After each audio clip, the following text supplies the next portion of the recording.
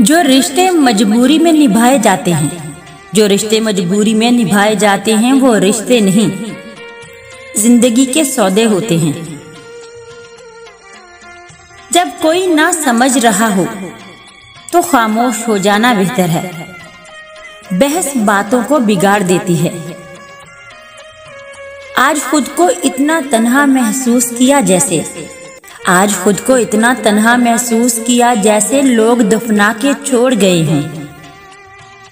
सबसे खूबसूरत और साफ जुबान रवैयों की होती है। कुछ कहना सुनना भी नहीं पड़ता और सारी बात भी समझ लग जाती है।